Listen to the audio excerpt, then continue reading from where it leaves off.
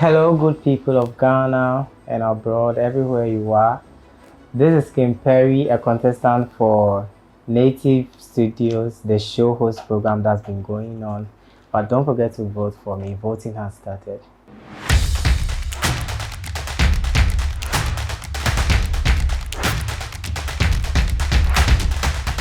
So today we are going to talk about trends in Ghana. So we're basically going to give reactions on trends in Ghana, and we are going to give out the gist.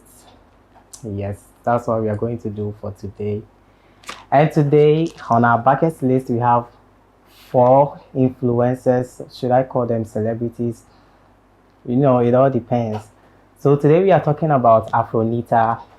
We are talking about Mr. Drew. We are also talking about Lewin, the Ghana Lewin, the actor we all know. And we'll also be talking about Dosi Boating. She is currently one of the hottest trending influencers in Ghana currently. The reaction for hot trends today, we are starting with Afronita. We all know Afronita is one of the sensational dancers in Ghana currently. I wouldn't say the best, but she is trying her best. So before we even get to the main reason why we are here for Afronita, let's troll it back to when she was in Dance with the Purpose Academy. So recently, an interview popped up on the media between one of the CEOs for Dance with the Purpose Academy and then our very own Kwejo Sheldon. So in the interview, the CEO was saying that Afronita, reason why she left was that her mom says as a manager for a dancer, you should be providing her with shirts, everything that she needs, cars. So I think that wasn't even in a contract. So they had no way to stop Afronita from leaving the academy because I think the parents were trying to do something wise for Afronita, but I don't think that was a very good idea of them for allowing the girl to leave where she was nurtured. All because of jealousy. That's what I'm hearing. No, I'm not the one saying it. That she is jealous of Endurance Grant. So that was just that. So recently, Afronita on 24th April of this month launched her own dance class for kids called the Afro Star Kids Academy, where she'll be training kids from the age of 3 years to 12 years. So this decision came after she somehow wasn't shortlisted for the UK Got Talent with that small child. I don't know her name though, but she's also good. So recently, after the launch, she invited Dance to the Purpose Academy and most of Ghanaian influencers, celebrities, and many more. But unfortunately, Dance to the Purpose Academy didn't show up for support. So after the launch, everything, but we saw Champion Rolly, which has been speculating that they are dating. I don't know if it's true because this guy hasn't been confirming it. But because the things that are going on the social media, hugging and kissing, and it leaves a message to us that some people are being private, but the private is not private. But how will you do it? So getting into it, Dance with the Purpose didn't show up for Afronita, but Champion Rolly, we all know Champion Rolly is part of Dance with the Purpose Academy, but he showed up to support the girlfriend, but not in the name of Dance with the Purpose Academy. He came as a boyfriend. That was according to his statement in an interview. So this leaves a question that is there a fight? Is there something going on?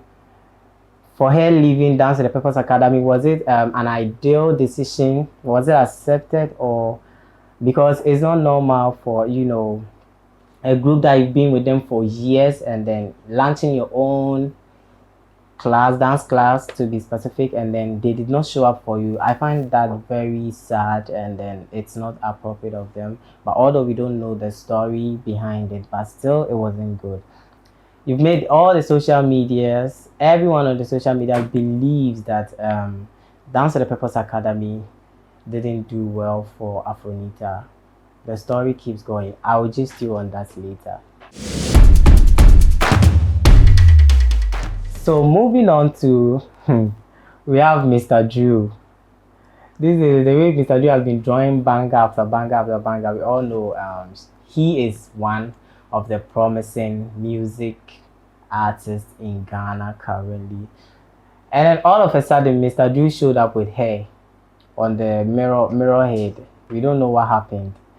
And then this leaves a whole lot of questions to Ghanaians, whether it's an implant or just a wig. But me, dear, me, I'm to say I believe it's a wig because we all know he has been showing himself on the media, and then not less than 5 months he's having hair on the hair, and then he wants us to believe that that was an implant that he did in one of these recognizable hospitals. But we all know implants really takes a lot of time before you get a full results, almost 2 to 3 years before you get a full result. But here lies the case. Mr. Drew got his own I think 6 months ago. That's what he wants us to believe, but we also have our own belief what really went on. Is he a wig? Me, dear, I believe it's a wig, because with the time lapse of getting that hair, you can also give your thoughts on that. So that was for Mr. Drew. Moving on, this actor, one of our very own funny actors, let me call him a comedian, because in most of his movies he has been giving us back-to-back laughter, a comedy, and a whole lot. He is one of the sensational let me say media influencers, not only acting. That's Lil Wayne. So Lil Wayne last year or early this year announced her premiere of a new movie called A Country Called Ghana, featuring a whole lot of famous actors and actresses from Ghana and Nigeria. So for me personally, I think this is a very good collaboration, linking two countries together to form a good bond. So basically, the movie is about how Ghana was developed, how Ghana came up to be Ghana, things that Ghana went through, and other stuff. But the question on the media is that he has been showing more behind the scenes, and then the movie is already getting boring, because at the start people really anticipated for this movie, but in the comments, whenever he posts on his social media handles, especially Instagram, he leaves a comment that I think people have already watched the movie from the behind the scenes already, because he has been posting more of what is happening. So when you even combine all the posts, it makes the full movie meaningful. So I think that was where he was wrong, and then you could see that the anticipation for this movie has really gone down. People are not really anticipating for him anymore, because he has shown more of the movie already. This is something that you are bringing up, and then it shouldn't be more, although you have to marketize or you have to promote the movie, but I think that was too much. So it will be premiering in Accra on the 17th of May this month. No, next month. That's this year though. And in Kumasi, it's on the 25th of May. And in Sunyani too, it's on the 1st of June. Tickets are going for 200 cedis for standard and 500 cedis for VIP. I'm sure we'll all be there. But me corner senye fedia. Kwa me faso meji misika biya, also me faso na meji misika. That is it. Moving on, family. Our last person to talk about for today is Dosi Boateng. People will be asking, who is Dosi? Who is Dosi? Who is old Dosi? Dosi is let me say an influencer, but she says she's a very good at it. Only on one app, that's the Snapchat. She's really famous on Snapchat. Whenever you go on Snapchat, you see Dosi everywhere. When you are doing your own snap, Dosi is in. After posting, Dosi is there. Whoever you are chatting, Dosi is in the chat. I don't know what Dosi is doing. Everyone on Snapchat, she is there. So she had an idea of doing an exhibition, more like a trade fair in Ghana. And according to her, she had a dream of it since 2020, and then she had to work on it in 2024 with his friends and family. And fortunately for her, it really went well, as a lot of social media influencers, a lot of celebrities showed up to support our girl during this time. And the question leaving us is that all of a sudden, Dosi Barton is in Dubai. Now she's in Canada. The next day, Dosi is in UK. So people are saying, is it that she got the money for all this travel from the Porials pitch that she did, the exhibition that she did, or was she already having money? Because we all know these girls, when they start coming up and then they are dating their sugar daddies and all this. I'm not the one saying it, so people have been saying, so I'm also helping them to say it. So with all the social media sugar daddies and other stuff, they always force us to believe that they get their money from entrepreneurship, which that is what the media believes. But in somehow we just have to believe it. But you have to also believe in your own thoughts. Yes, once they are influencing us to believe them, we also have our own. So we cannot all be the 100% the same time. So during the Porial speech, I think 2 hours after the program, a lot of vendors were arrested by the Ghana Police Service because most of the products that were sold at the pitch wasn't registered in the business registry book. So we found these products were being held and also was sent to police headquarters, where Dulcie was being called, but she never showed up to any of the calls or the invites. So we are still here to hear from her what she has to say about it. Is it that she didn't do much research about these products? But I don't think for someone hosting a program, she should have much information about it. Although you need to know much of the products are coming to being sold at your events, but in the same way, I don't think you should go further. But that's what has been speculating, that she should know the kind of product being sold at the exhibition. So that also leaves us to a whole lot of questions. We are here to yet to hear from Dosi herself to know what is actually going on. So family, that is that for today. Don't forget, it's your boy Kim Perry. My show call is on the screen. Vote for me if you want to keep me in this competition. And also follow Native Media Studios on all social media platforms for more information and to follow the competition. Thank you all. See you next time.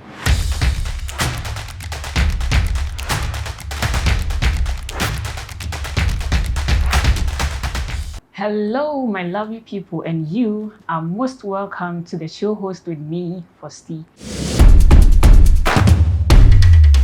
Today, we will be educating ourselves on road safety and traffic regulations. I know it has always been your wish for such a show, because whenever you get on the road, people are doing things. Because people only obey the traffic rules when there's a security personnel around, or when there's nobody. It's a freeway for everyone, which is why you have to stick and stay, because I have a lot and lots for us to discuss. Today, we'll be looking at drivers not making good use of the traffic lights, and some of us Ghanaians not making good use of the footbridge, and mates not taking their responsibility. So the traffic light is there to regulate the traffic, and there are 3 signals of the traffic lights, which is the red, gold, and green. So the red stands for stop, the yellow stands for get ready, and the green means go. But here's the situation. I'll use La Paz as an example. When you get to the traffic lights, that is where the drivers are contemplating whether to go or not. But meanwhile, maybe you have an interview, or maybe you have something important doing, and this is what the drivers at La Paz are doing. And sometimes when you complain, this is where they'll be like, oh, my lodi kakre, sometimes it's very annoying and disturbing.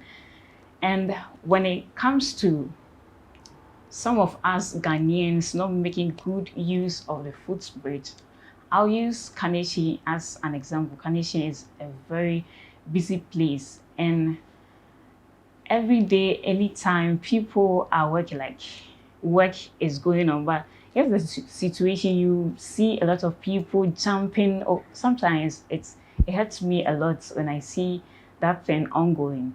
And then when we get to Medina, they are doing a very good job, because when you get to Medina, the overhead, there are different kinds of security personnel with some canes with them. They won't allow you to cross anyhow. It's compulsory for you to use a footbridge, and I would like that for us to have that everywhere, because and the drivers union in every station, I think they can put this law in place, because when there's an increment in fares, they used to plan for that and it worked for everyone. So if they can also get security personnel at every station, I think it will help to reduce some of this accidents and all that. And when it comes to mates not making good use of their responsibility or not taking their responsibilities, I've seen a lot of people, especially La Paz, when you get to a bus stop, there are some group of guys who want to load your transport. And if you don't allow them to do that, they'll go ahead to tear your clothes or maybe draw some sharp objects on you, which is very bad. I know that the responsibility of a mate is to load and to get passengers into the car. But nowadays, I don't know who brought that, but this is what the guys are doing. They will go ahead to steal you or maybe do something which is very disturbing. So my advice to the mates is that they should take their responsibility and say no to those guys. And I think it will help. So I will encourage the drivers to make good use of the traffic lights, and the mates to say no, to stand on their feet. They shouldn't let anyone make them not to take their responsibilities. They should say no to them and then do what they are supposed to do. And when it comes to some of us Ghanaians not making good use of the footbridge, I beg you, please, let's make good use of the footbridge. Thank you so much for joining me for stay on this show, and see you next time this show is aired. Bye.